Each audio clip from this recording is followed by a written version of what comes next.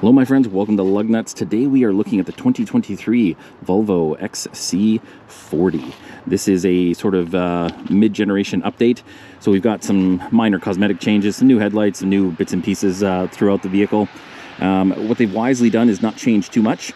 It's always been a good looking little car, the XC40, and they've kind of acknowledged that and said, yeah, we'll give it an update. But for the most part, we're going to leave it as is.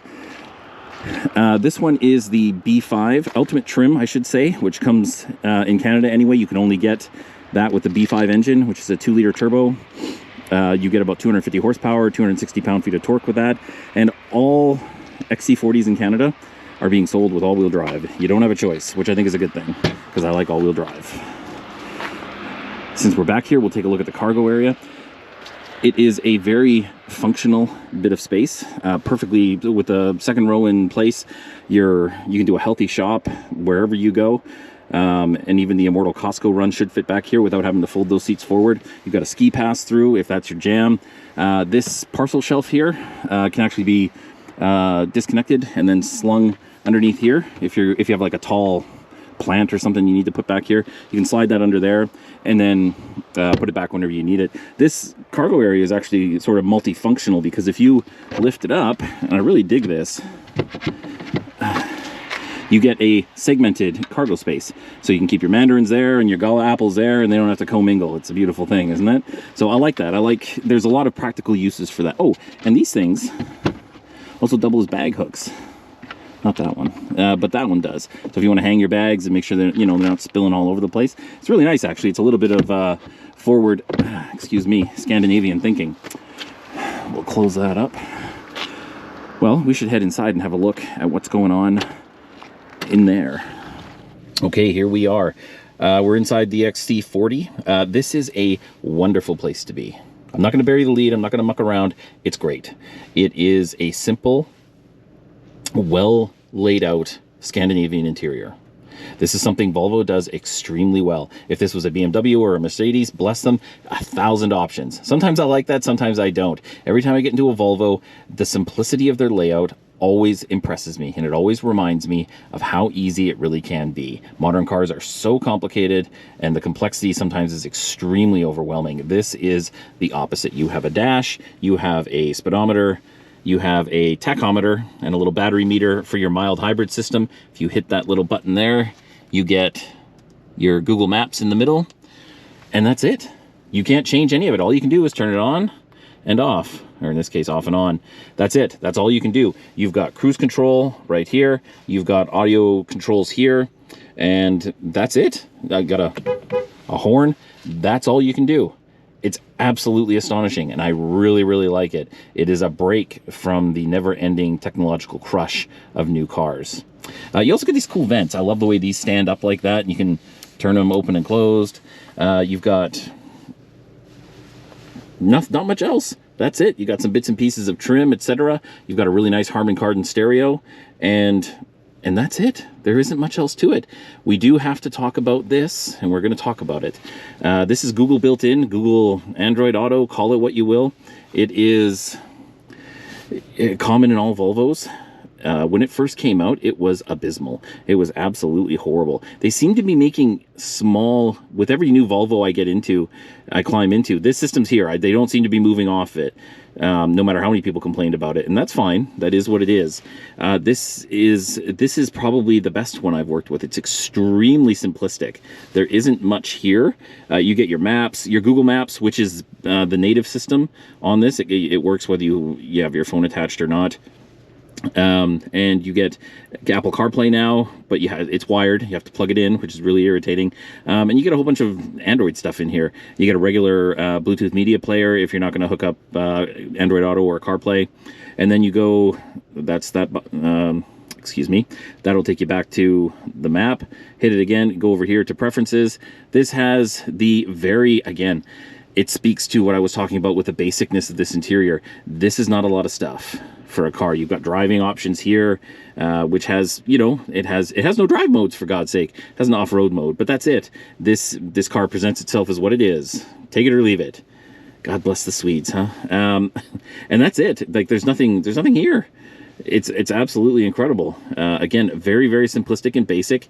You can pull this down, which that's for your Google profile, and that's about it. Your environmental controls are along right here right in the middle of the screen. I'm not thrilled with that. I don't like them in the infotainment system. I would rather them be right here. I say that in every video. Sorry about that, but it's the truth. But this seems to be the way the industry's going, so nobody cares what Tracy thinks. And that's, you hit this takes you to your other sort of starter screen. That's it. That's all there is to it. It's, again, it used to be a lot more complicated. There were more screens and buttons, etc.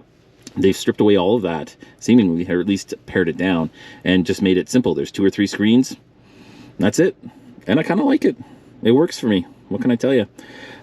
Here we've got your audio controls, which is really nice. You get a dial. So they were listening halfway. You get a dial, track selection, for your rear defrost, etc., all that usual stuff.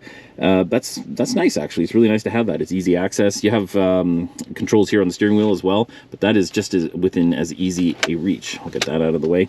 Down here, wireless charger, 12-volt. USB-C. This one has a little ring around it, which I think means it's the one you have to plug in order for CarPlay to work. Another USB-C charging port as well. You've got the shifter here. It's got an opening in the middle. I don't know what that's for, but it's there. And so, foot on the brake, you pop it into reverse, and you get this is the camera system. I'm really glad that we're going to talk about this too. So this is the reverse camera. It's pretty bad. You can't see much. This is probably a better picture than you usually get. It's so low to the ground, extremely wide angle, which is fine, but it's so low to the ground you can't really see a lot of pedestrians. I don't like the way this is angled at all. The other cameras are better. If you hit, let's take a look at the front camera. Yeah, so front camera's a lot better, and this is what we should see in the back of the car, in my opinion, because this is extremely clear. But anyway, the regular 360 is pretty good. You get your little representation. It shows you everything you need. Just like it's great. I really like it. You got P for park because it's an electronic shifting. Your emergency brake. You've got the auto hold, which I swear doesn't work all the time. But anyway, pardon me. Put it in park because I'm an idiot. Center console, where I keep my phones, my keys, and then we have this thing. This is a garbage can. It comes out. I've never seen one of these before in a car. So, it's not huge, but for wrappers and stuff, it's actually, it's not a bad idea, truth be told. Yeah, it's really interesting, actually. So, I have more to say about that later if you're interested in garbage cans, because that is more than it appears to be. On the passenger side, we've got the glove box here. When you open the glove box, you have this little thing here. You flip it open, and you have a little hanger for yet another garbage bag, a shopping bag if you want, or a garbage bag. If the built-in garbage can is too small, you can take it up a notch. It's great. I love it. I could not find out if this is some form of leather. I think it's a synthetic. I don't think it's leather. We get Alcantara inserts. These are great. I really like these. These are very, very comfortable, and they're in black. Alcantara stains like you wouldn't believe, and it's really hard to clean. So this is a wonderful compromise. You look at a whole bunch of various Subaru cars over the years, and oh my word, that light gray Alcantara, it is a disaster. So another thing we get are these carpeted door panels. This is the same carpet as you get on the floor. It's like a 30 or 70% post-recycled fiber. It's an okay carpet. I'm a carpet snob. I like high-end carpet. If you're going to put that on the floor, that's fine. I think you can get away with it. To put it on it's a little like a steel wool or something like that. And it's not comfortable when you're handling the controls and things like that. I don't like that. That's just anything else. Put Alcantara in there, for God's sake. But anyway, that is what it is. We've got a mirrorless or edgeless rear view mirror. Sunroof controls, we have a very nice panoramic sunroof. This is really, really nice. Ignore the junk in the back. And you can, it provides a lot of light. Not today, because today is miserable, but it's nice. Very, very nice to see that in this particular trim level. All right, let's take a peek at the back seat, shall we? Climbing in behind myself, let me shut that door, are doing just fine. Lots of leg room. For reference, 5'8". Not a lot of that is leg. I'm a pretty stubby fella, but I do have a really, really nice amount of room. One of my criticisms of the C40, which is based on, it uses a lot of the same components as this vehicle, was the tapered roofline in the back cut off the headroom. This is absolutely fabulous. You got another 2 or 3 inches before I start knocking the ceiling, and that's nice. That's absolutely fantastic. That's why I would choose this over the C40. That and the rear view visibility, because that's really bad in the C40. So we get environmental controls and heated seats. Look at that. Can you see that? I'm not as flexible as I should be, but we got heated seats in the back and a 12 volt. Oh no, sorry, USB-C, pardon me, ports. And look at that, heated seats in the back. Well done, Volvo. I absolutely love that. Pull this down, you get your cup holders. That's the pass-through, which is only accessible from the other side. And the panoramic sunroof gives you a lot of nice light back here, even on a somewhat abysmal day. And there it is, that's it. This is a very, very nice place to sit. Here we are where we were meant to be, behind the wheel of the Volvo XC40. This is a very, very pleasant car to drive. As I mentioned, all-wheel drive. Every trim level comes with all-wheel drive in Canada, which is a really nice option, and it should be that way. All-wheel drive gives you so many benefits over front wheel or especially rear wheel. It's a 2-liter turbo engine, gives you 250 horsepower. With a little bit of assistance from that 48-volt mild hybrid system. That's in a car this size, with its intended purpose, you don't need more grunt than that. The thing I do wish is that this was a smoother power plant. This is a pretty noisy engine. It, you know, especially when you put your foot down, I mean, she'll go. There's no arguing that. But it makes a big production out of it, and not a good one. It doesn't rumble or anything. It just sort of whines and squeals at you, and that's not what I expected. I expected better, I guess. Something with a little more refinement. It sounds very rough, like it's running on gravel as opposed to gas. Like it's not what I would have expected. Now, while the power plant is not the most refined engine I've ever dealt with, it does provide you with an acceptable amount of power. You don't need more than this. It will get you to where you need to go. When you combine that with the all-wheel drive system, and the sort of the low-slung nature of this thing, it has some really nice handling characteristics. Fortunately, I'm about to do a little bit of a climb here just to remind myself of sort of the pleasant nature of the driving experience. If you put your foot down and kind of, you know, kick it through, if you will, come on, there we go, kick it through the corners, it's nice, and it'll go really, really well. It's you know, it's it's a grower, not a shower, I suppose. So, you know, you don't feel like you're losing anything by not having more power, because you really don't need it. And it'll go through the twisties with more than enough fun. One thing I do have to touch on in terms of the driving experience are the brakes. The brakes are extremely what's the word I'm looking for? Dense. They don't really give you much feedback, and they're a little inconsistent. Sometimes it feels like you're, you know, okay, the car's stopping, you're good to go, etc. And other times you have holy crap moments, and where's the brakes, and then they'll catch on. I don't know if it has to do with because the brakes are what power, predominantly speaking anyway, the mild hybrid system, and maybe that's just how that generator in there works, or whatever the case may be. I am certain that you would adjust to that after a couple of weeks and you'd never think about it again. But I did note how different it was as compared with sort of a traditional driving experience. Visibility in the XC40 is really, really nice. You get, with this sort of squarish shape of this vehicle, you get excellent visibility. You can see there are no real egregious blind spots. You get excellent rear windscreen visibility.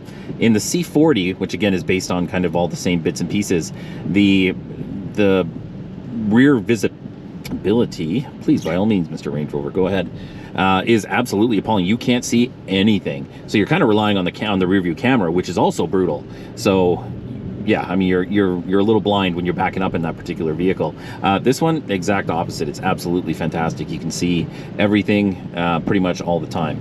All right, dollars to cents time. So this competes directly with the Mercedes CLA, the BMW X1, and probably several other offerings from the same manufacturer. This comes in somewhere around $62,000 Canadian, mind you, which is it's a lot of money, but it's a lot of car, and it's a good car. It's not going to give you the thrills from under the hood that you might get with some of its German competitors, although I don't think there's going to be a massive difference given the sort of the class of car we're dealing with here. This does give you a unique driving experience, and I really like it. And if you're in the market for, you know, a small European hatchback like this, or SUV, I guess, sorry, this is something to absolutely give a drive. You would be surprised at how charming this car can be. As the day comes to a close, you may or may not be able to tell, but the sun has begun to set. My time with this car is also coming to an end. I have to go return it, and I find myself a little sad about that. I really like this car. This car has an enormous amount of charm. Not cold, well, yeah, it is cold and Scandinavian charm, but charm nevertheless. It's a wonderful vehicle. It's extremely well made. The design is, yes, simplistic, but that's a bonus. They didn't leave anything out. They just give it all to you in a much easier to digest fashion, and I enjoy that. I don't always enjoy how complex cars have gotten, and this is a nice throwback to a simpler time. All right, my friends, well, that's going to do it for us. Another day, another car comes to a close. I wanted to take a moment, and I don't normally do this, but I'm gonna give it a shot because I don't know, somebody told me it was a good idea. If you have a moment and you've enjoyed any particular part of the content you've seen on my channel, please hit the subscribe button. I would really appreciate that. That's good for me. It's good for the channel. It's good for you guys, and sort of helps me continue to produce more and more. So more subscribers, the more cars they give me, the better it is. So please do that if you have a moment. Otherwise, I hope you enjoyed the video. I hope you have a wonderful day, and be good to yourselves, be good to each other, and we will see you on the next one.